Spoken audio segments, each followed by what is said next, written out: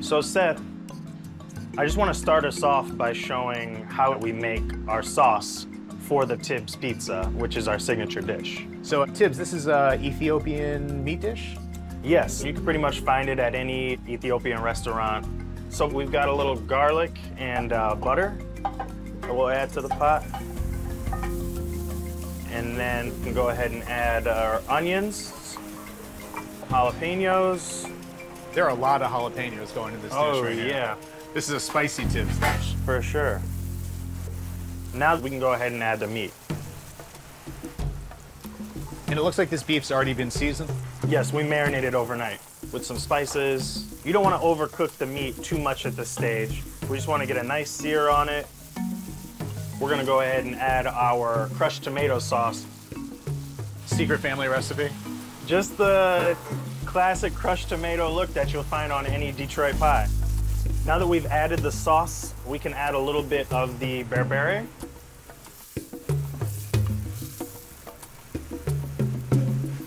As this stews, I'm just gonna put a little bit of ghee in here. It really boosts the flavor. And we could just stir that up.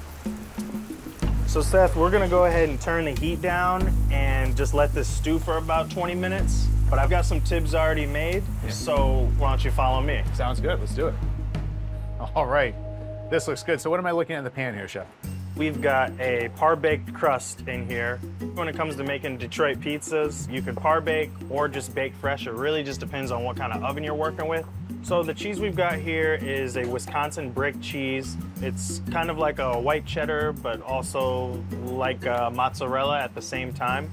It's essential. Wisconsin cheese, Detroit pizza. So we're looking at a Midwestern pie just through and through here.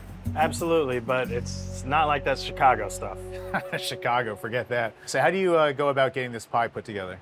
So we'll start with the cheese. We go edge to edge. You putting the cheese down first before the sauce? Cheese before the sauce, because if I put the sauce under, it might create kind of a soggy pie, and we don't want to mess with the structure of the dough. We do not want that for sure. We can go ahead and add these red onions. And then we're gonna go with our standard crushed tomato sauce, which goes on every pie. So even before the Tibbs goes down, you'll do a little regular sauce. Absolutely. We'll just go with our 2 stripes. And then once we've got that, we can go ahead and add the Tibbs. Nicely stewed. Oh yeah. So, we finish with the jalapenos. More spice. Oh yeah. We want to keep it hot. So now that we've got this all topped, we can go ahead and put it in our 425-degree oven, and it bakes for about 12 minutes, and we'll have a nice crispy finish after that. Sounds great, can't wait, Chef.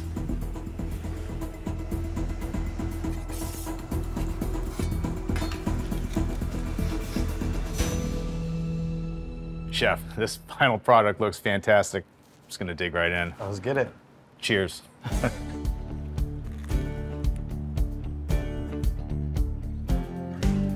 That's excellent.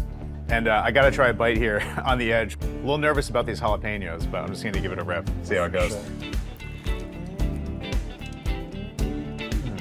That is a crispy, crunchy crust of a pie. I really like that. I mean, you can even, and then you see the bottom right there, just the way all the cheese kind of drips down through the pan. I mean, it just creates like the best bite. With the jalapenos too. It's got a kick, but it's not overwhelming. Yeah, I used to put a little bit more in all of the pizzas, but people started to kind of complain about the spice level a little bit. So I decided, let's just keep that specifically for this Tibbs pizza, and then everything else can be more of a classic Detroit pot. So since you started, you've seen kind of an uptick in popularity in Detroit-style pizza? Yeah. When I moved here, there was no Detroit pizzas around, which is why I even started all this. So some people like to say that, you know, it's trendy or just like having a moment, but I do it just because this is my favorite kind of pizza. And I know from my experience, there's a lot of folks in the Midwest here in the DMV, and I know people from Detroit have a lot of pride in the city of Detroit. Yeah. It's awesome to kind of bring these two worlds together, one being the city and also the Ethiopian heritage that I have in my family. So being able to put these two together is really something special.